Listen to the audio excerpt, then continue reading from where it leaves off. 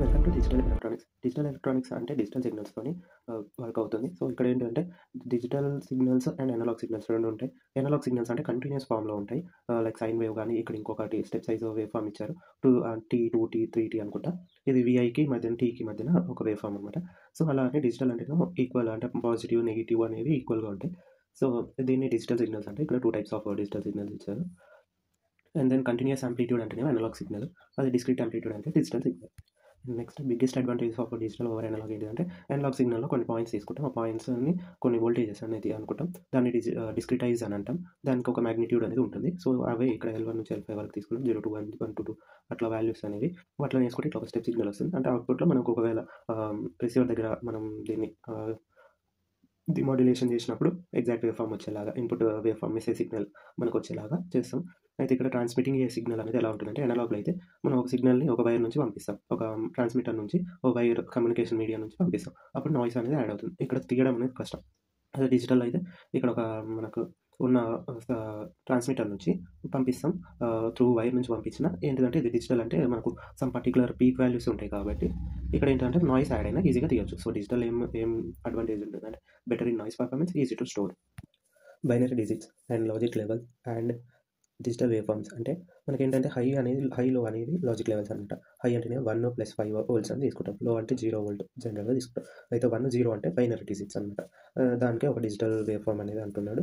Generally in digital system there are only 2 possible states, high and low, and digital systems such as computers can only understand 1 and 0s. Computers అనేవి 1 and 0s మాత్రం understand అవుతుంది. This 2 state number system is known as binary number system. అదే చెప్పాను. And it's 2 digits 0 to 1 are called bits. 0, 1 bits అని అంటాం. And next ఈ digital wave form ఎలా ఉంటుందంటే, ఇలా ఒక పాజిటివ్ స్క్వేర్ ఫామ్‌లో ఉంటుంది. దాని పాజిటివ్ రైజింగ్ ఎడ్జ్ ఉంటుంది, ఫాలింగ్ ఎడ్జ్ ఉంటుంది. రైజింగ్ ఎడ్జ్ అయితేనే 1 అంటాం, ఫాలింగ్ ఎడ్జ్ అయితే 0 అంటాం. పల్స్ విడ్త్ అంటే ఆ పర్టిక్యులర్ పాజిటివ్‌ది కానీ నెగెటివ్‌ది కానీ విడ్త్‌ని పల్స్ విడ్త్ అంటాం. అది హై అని కన్సిడర్ చేసుకుంటాం, లేదా డౌన్ ఉంటే లో అని కన్సిడర్ చేస్తాం సెకండ్‌ది. ఇప్పుడు ఇక్కడ rise time and fall time అంటే time taken to go from 0 to 1 దాన్ని రైజ్ టైమ్ అంటాం. ఇక్కడ 10 నుంచి 90 వరకు క్యాలిక్యులేట్ చేస్తాం, 100 క్యాలిక్యులేట్ చేయం. ఫాల్ టైమ్ అంటే time taken to come from 1 to 0, 90 నుంచి 10% వరకు రావడానికి చూస్తాం. Ideally rise time and fall time equals to 0 seconds. అయితే మనకు ఇక్కడ ఇంకో నెక్స్ట్ చూస్తే, but practically digital wave forms will have some finite rise and fall time. ఏంటంటే ప్రాక్టికల్‌గా ఉండేది ఏంటిదంటే, ఎగ్జాక్ట్‌గా ఉండదు షేప్. కొంచెం ఇలా డిస్టర్బ్డ్‌గా ఉంటుంది. సో, అది ఇక్కడ చూపించాడు. ఏంటంటే 10% transmission rise time, fall time దగ్గర ఒక 10% నుంచి 90% వరకు ఉంటుంది. మళ్ళీ తర్వాతకి అది కాన్స్టెంట్ అని చూపించి మళ్ళీ 90 నుంచి 0 వరకు ఉన్నదాన్ని కన్సిడర్ చేస్తాం. ఆ పైన ఉన్నదాన్ని కన్సిడర్ చేయట్లేదు. దీన్ని పల్స్ విడ్త్ అంటాం. Next periodic digital wave form. అంటే మనకు ఒక వేవ్ ఫార్మ్, ఇక్కడ 2 వేవ్ ఫార్మ్స్ ఉన్నాయి. ఫస్ట్ వేవ్ ఫార్మ్‌లో టీపీడబ్ల్యూ అంటే పల్స్ విడ్త్ ఆఫ్ ఫస్ట్‌ది. దాని మొత్తం టైం పీరియడ్ కావాలనంటే పాజిటివ్‌ది, నెగెటివ్‌ది 2 కలిపితే టైం పీరియడ్ వస్తది. ఇక్కడ సెకండ్ దాంట్లో పల్స్ విడ్త్ పాజిటివ్ అనేది తక్కువ ఉంది, నెగెటివ్ అనేది ఎక్కువ ఉంది. సో, 2 కలిపితే టైం పీరియడ్. టైం పీరియడ్ అంటే అది time window at which the wave form is being repeat అవ్వడానికి ఆ వేవ్ ఫార్మ్ అనేది ఎంత టైం తీసుకుంటుంది. Non periodic wave form. Next non periodic wave form అంటే పాజిటివ్, నెగెటివ్ విడ్త్ అనేది డిఫరెంట్ ఉంటుంది. నెక్స్ట్ పాజిటివ్ కొంచెం ఎక్కువ ఉంది, ఇంకా నెగెటివ్ ఇంకా ఎక్కువ ఉంది, పాజిటివ్ ఇంకా ఎక్కువ ఉంది. అలా అంటే డిఫరెంట్ సైజెస్లలో ఉంటాయి. దాన్ని ఎలా అంటాం. Next duty cycle, ratio of pulse width to the time period. Duty cycle అంటే పల్స్ విడ్త్‌కి టైం పీరియడ్‌కి మనం రేషియో తీస్తే దాన్నే డ్యూటీ సైకిల్ అంటాం. అంటే పాజిటివ్‌కి టోటల్ పాజిటివ్ నెగెటివ్‌కి రేషియో తీస్తే. Next here frequency is equals to 1 / time period. ఇది మనకు తెలిసిందే. నెక్స్ట్ ఇక్కడ ఒక క్వశ్చన్ ఉంది. ఒక వేవ్ ఫార్మ్ ఇచ్చాడు. పాజిటివ్, నెగెటివ్, 0 నుంచి 10 వరకు ఒక టైం పీరియడ్ ఉంది.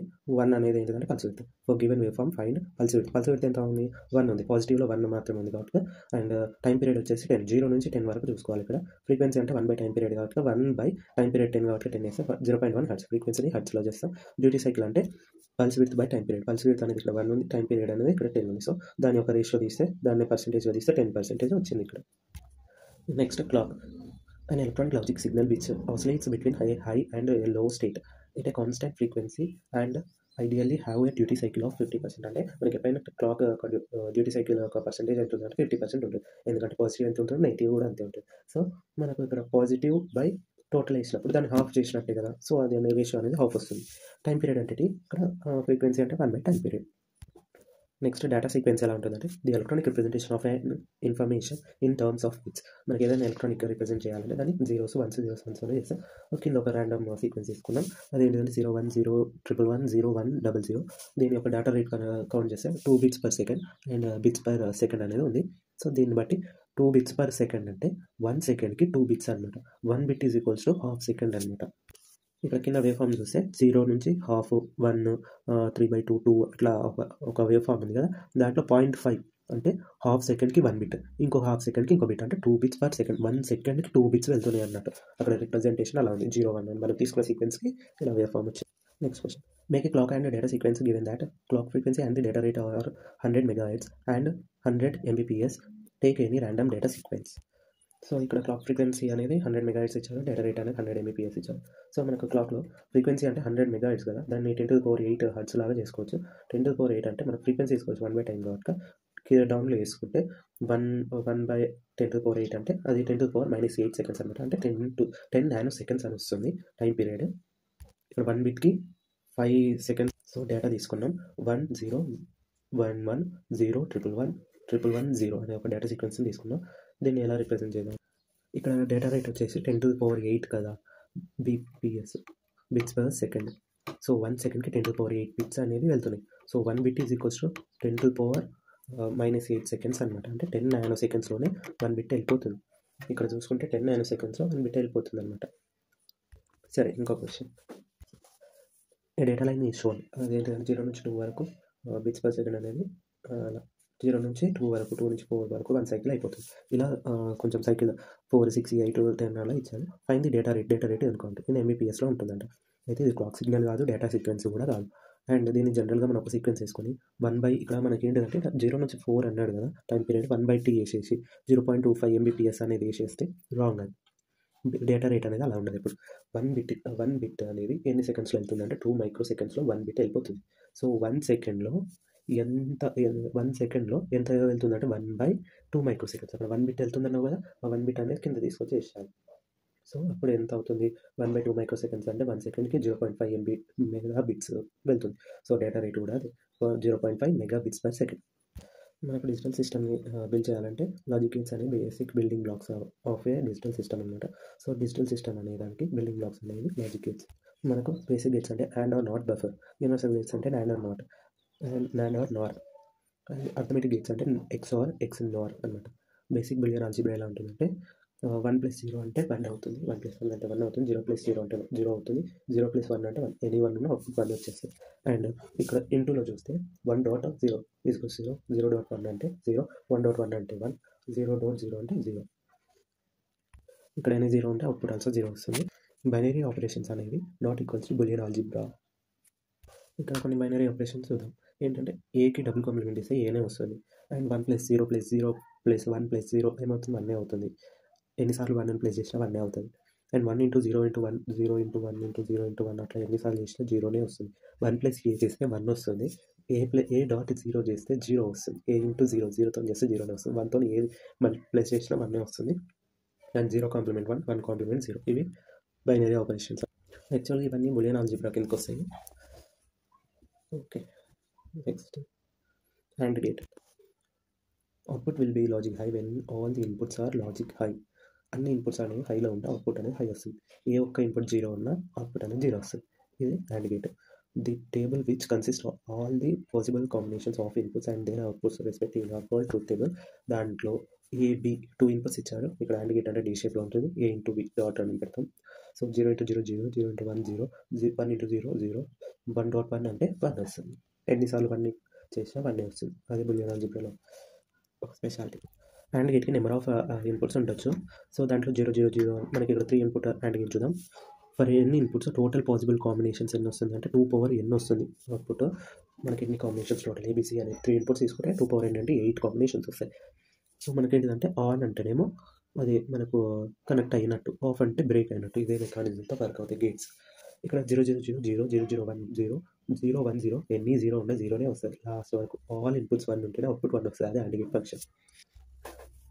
Switch representation of 2 input AND gate. 2 AND gate యొక్క స్విచెస్ అనేది సిరీస్లో కనెక్ట్ చేస్తాం, బల్బ్ ఇస్తాం, వోల్టేజ్ ఇస్తాం. Series combination of switches S1 S2 ఇచ్చినప్పుడు 2 ఆన్ అయితే అవుట్పుట్ ఆన్ అవుతుంది. ఎనీ 1 ఆఫ్ అయినా అవుట్పుట్ అనేది ఆఫ్ అవుతుంది. అక్కడ ఇచ్చిన సేమ్ ప్రిన్సిపల్. ఆన్ అంటే 1, ఆఫ్ అంటే 0. Next, output will be logic high when any one of the input is high. Any one of the input is logic high. ఇక్కడ or gate అనేది చూపిస్తున్నాం. ఆర్ గేటర్లో 2 ఇన్పుట్ ఆర్ గేట్, దాంట్లో the truth table which consisting of all possible combinations of inputs and their respective outputs. అక్కడ 0+0, 0+1 1 వస్తుంది, 1+0 1 వస్తుంది, 1+1 1 వస్తుంది, except 0+0 0 వస్తుంది. Any 1 ఇన్పుట్లో 1 ఉన్న అవుట్పుట్ 1 వస్తుంది.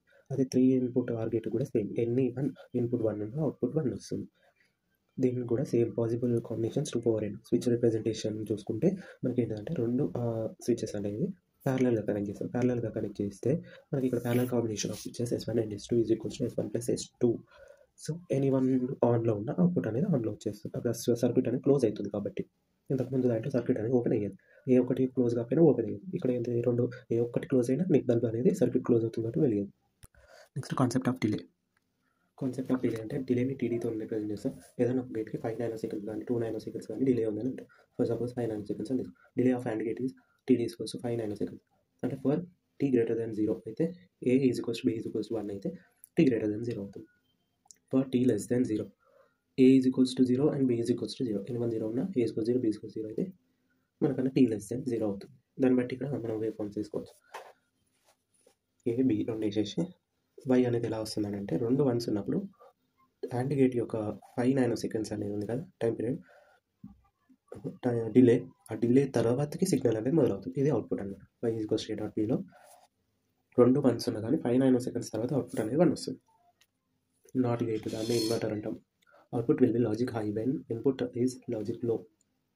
Output will be logic low when input is logic high. ఏదేంటంటే ఒక బఫర్కి నాట్ గేట్ని ఇస్తే అదే అయిపోతుంది. ఇది ఒక ట్రూత్ టేబుల్. అంటే నాట్ గేట్కి ముందలైనా పెట్టవచ్చు బబుల్, తర్వాతకైనా పెట్టవచ్చు.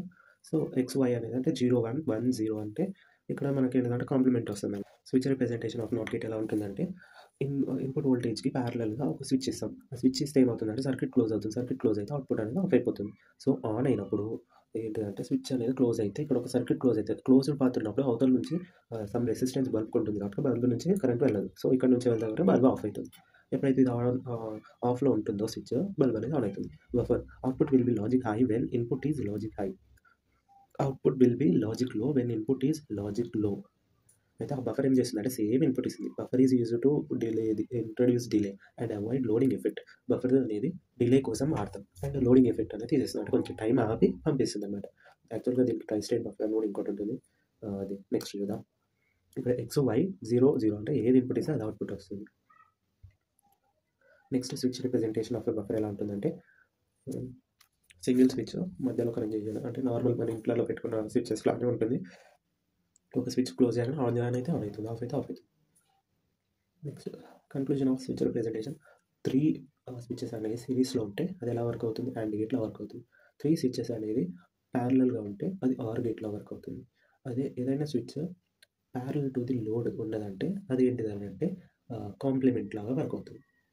అండ్ ఏదైనా స్విచ్ సిరీస్లో ఉండి సింగిల్ స్విచ్ ఉంటే అది AND గేట్ కాదు, బఫర్ లాగా వర్క్ అవుతుంది. ఇది 4 రిప్రజెంటేషన్స్. Next question.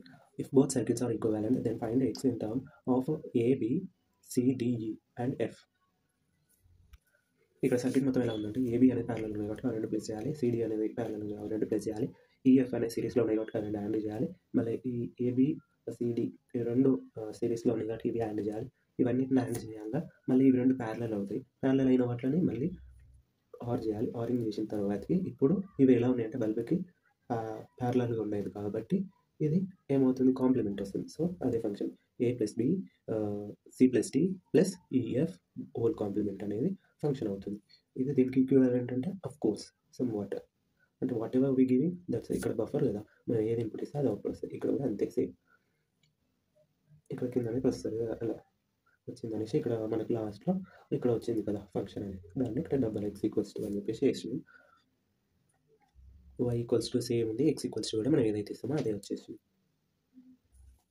మనకి 2 నాట్ గేట్స్ అనేవి క్యాస్కేడింగ్లో చేస్తే x అనేది x బార్ అవుతుంది, మళ్ళీ అండ్ దెన్ y అవుతుంది. అంటే y ఏమవుతుంది, x వస్తుంది. మనం ఏది సరే డబుల్ కాంప్లిమెంట్ చేస్తే సేమ్ వస్తుంది.